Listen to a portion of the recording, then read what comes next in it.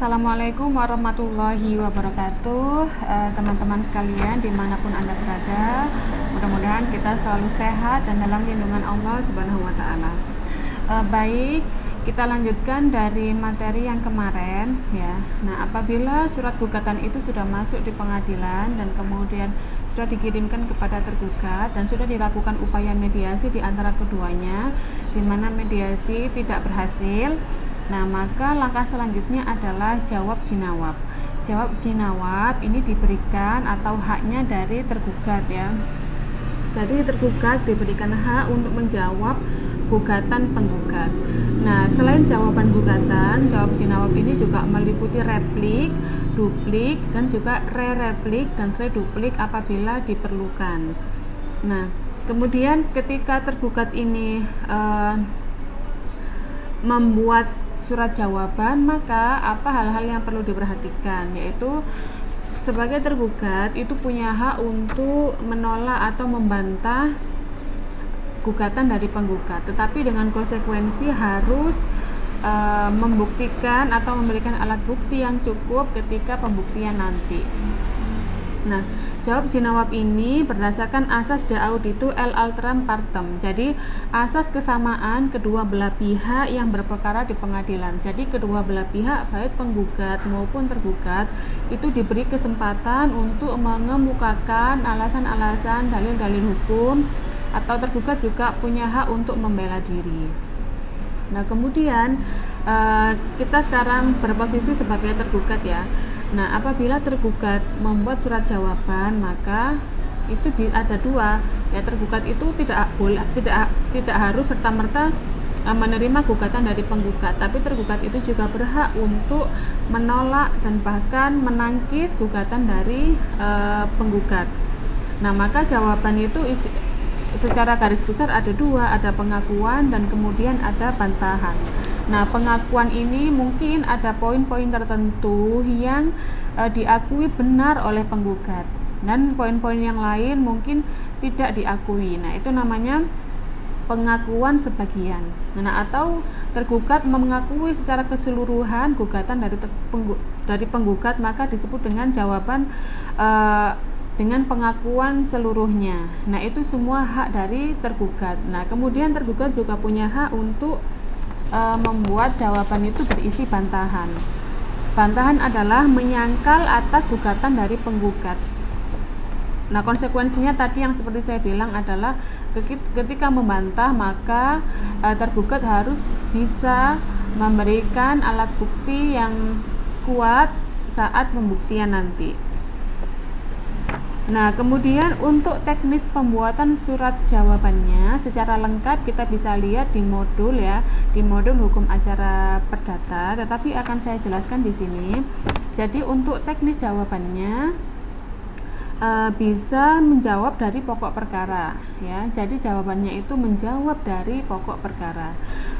Misalnya diakui sebagian atau ditolak sebagian. Nah, kemudian bisa ditambahkan adalah yang bukan pada pokok perkara, artinya dia mengajukan eksepsi, mengajukan bantahan atau tangkisan. Nah, tangkisan ini dalam hal apa saja misalnya ya. Jadi eksepsi diajukan misalnya tentang kompetensi absolut dan kompetensi relatif dari pengadilan negeri. Misalnya tergugat merasa tidak tepat jika gugatan tersebut dilaksanakan di pengadilan negeri Kota Malang misalnya. Nah, karena misalnya objek gugatan atau kemudian tempat tinggal dari tergugat ini misalnya di pengadilan negeri, maksudnya dalam wilayah pengadilan negeri Kabupaten Malang misalnya. Nah, maka kemudian penggugat menangkis atau membuat eksepsi terkait dengan kewenangan atau kompetensi dari pengadilan negeri. Kemudian eksepsi juga bisa diajukan terkait dengan identitas para pihak atau error in persona. Misalnya nama tergugat yang seharusnya misalnya Adi Pramono ADI. Nah, kemudian misalnya di surat gugatan itu ADHI, jadi ada kekeliruan dalam identitas. maka itu bisa diajukan eksepsi atau bantahan error in persona. Jadi itu bukan tergugat seperti itu. Jadi bisa dilakukan bantahan terhadap itu. Nah, kemudian tentang perkara yang sudah diputus atau nebis in idem. Perkara yang sudah diputus oleh pengadilan tidak bisa diajukan lagi. Jadi ketika memang perkara itu dirasa oleh tergugat sudah pernah diputus oleh pengadilan, maka bisa diajukan eksepsi nebis in idem. Nah, kemudian tentang pihak penggugat yang tidak memiliki kedudukan sebagai penggugat atau eksepsi diskualifikatoir ya. Jadi misalnya penggugat ini menurut tergugat tidak punya kewenangan atau tidak punya hak untuk melakukan gugatan terhadap perkara tersebut, maka bisa diajukan eksepsi diskualifikatoir tadi ya. Jadi pihak penggugat dianggap tidak memiliki kedudukan sebagai tergugat. Nah, itu adalah tangkisan yang tidak pada pokok perkaranya. Nah, kemudian ketika jawaban yang pada pokok perkara, biasanya jawaban dari tergugat adalah obscure libel, artinya gugatan tidak jelas. Biasanya untuk membela diri, tergugat mengajukan gugatan obscure libel ya. Seringkali dijadikan alasan atau sangkalan bahwa posita dan petitum tidak sesuai, misalnya itu obscure libel. Nah, kemudian format penyusunan eksepsi adalah menjadi satu dengan alasan-alasan tergugat dalam pengakuan atau bantahan tergugat ya. Jadi eksepsi biasanya untuk formatnya ditaruh di paling atas dulu setelah menjelaskan identitas para pihak, kemudian dilanjutkan dengan eksepsinya apa saja, dan kemudian dilanjutkan dengan bantahan dari pokok perkara. Nah, kemudian pihak tergugat ini juga boleh mengajukan gugat balik ya. Jadi tergugat jika merasa itu memang dia telah didolimi haknya, nah maka tergugat bisa mengajukan gugat balik atau rekopensi ya, gugat rekopensi. Nah, ketika tergugat mengajukan gugatan balik, gugatan rekopensi, maka tergugat dalam hal ini menjadi penggugat rekonvensi. Nah, kemudian penggugat yang di awal tadi disebut penggugat konvensi ya. Jadi konvensi itu gugatan awal yang diajukan oleh penggugat. Kemudian ketika tergugat mengajukan gugatan balik, maka itu disebut gugatan rekonvensi. Jadi tergugat disebut sebagai penggugat rekonvensi. Berdasarkan pasal 132A HIR menyebutkan bahwa dalam setiap perkara tergugat berhak mengajukan tuntutan balik hak terhadap penggugat, kecuali bila penggugat semula itu menuntut karena suatu sifat sedangkan tuntutan balik mengenai dirinya sendiri atau sebaliknya. Kedua, bila pengadilan negeri yang memeriksa tuntutan asal tak berhak memeriksa tuntutan balik itu berhubung dengan pokok perselisihan itu. Ketika dalam perkara perselisihan tentang pelaksanaan putusan hakim. Jadi pada intinya tergugat itu berhak mengajukan gugat balik terhadap penggugat konvensi tadi. Oke. Nah, untuk penulisannya di dalam surat jawaban ya.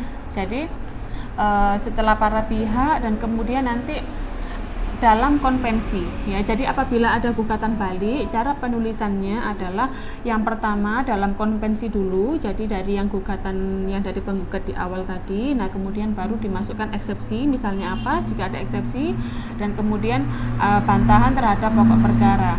Nah, kemudian setelah itu baru selanjutnya adalah dalam rekopensi. Jadi tergugat ya, tergugat konvensi atau penggugat rekopensi dengan ini mengajukan gugatan balik. Nah, dia akan menjelaskan di situ gugatan-gugatan apa saja. Misalnya ada kepentingan yang cukup, kemudian selain ada kepentingan yang cukup, kemudian dikemukakan juga peristiwa hukum tentang hukumnya, dan kemudian positanya terkait dengan rekopensi itu tadi ya. Jadi kemudian nanti di petitumnya akan dipisah ya. Petitumnya juga dalam konvensi apa disebutkan, dan kemudian dalam rekonvensi apa. Tetapi dalam petitum itu harus memuat dua ya, yaitu petitum primer atau petitum pokok dan petitum sekunder. Dan kemudian ada juga petitum subsidiar ya, yang et aquo et bonus seperti itu. Dan jangan lupa untuk jika tergugat menggunakan kuasa hukum, maka harus diberi tanda tangan dan juga bea materai. Itu untuk penulisan surat jawaban. Nah, Ketika setelah surat jawaban, maka ada proses jawab jenawab, yaitu replik dan duplik.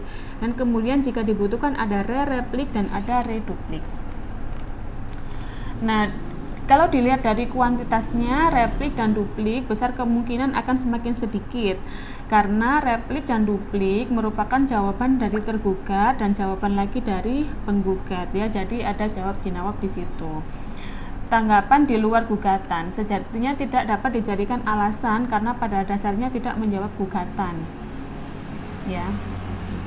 Jadi replik dan duplik ini jika terus kemudian dibutuhkan ada replik dan reduplik adalah menguatkan kembali bagi penggugat itu gugatannya, dan kemudian bagi tergugat jawabannya seperti apa, dan bila ada gugatan rekupensi atau gugat balik maka dikuatkan juga di replik dan duplik. Tetapi replik dan duplik itu isinya tidak sebanyak gugatan atau jawaban gugatan, karena replik dan duplik ini lebih memuat pada misalnya jawaban dari, kalau replik otomatis jawaban dari jawaban ya. Jadi replik itu menjawab jawaban dari tergugat. Jadi replik ini miliknya penggugat konvensi maksud saya, dan duplik ini nanti akan dijawab balik lagi oleh tergugat konvensi. Nah, jika memungkinkan, jika dianggap oleh majelis hakim belum menjelaskan dari kronologi, belum cukup bagi hakim, maka bisa dilanjutkan replik dan reduplik. Tetapi jika menurut majelis hakim itu sudah cukup, ya, majelis hakim menilai itu sudah cukup, maka dicukupkan pada replik dan duplik yang selanjutnya akan disusunlah untuk pembuktian. Seperti itu ya. Jadi untuk format penulisan replik itu langsung saja para pihak, tidak perlu disebutkan lagi alamat dan sebagainya, langsung siapa sebagai penggugat melawan siapa sebagai tergugat. Nah, kemudian nanti dijelaskan positanya ya.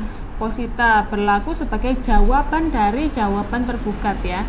Jadi replik itu jawaban dari jawaban tergugat ya.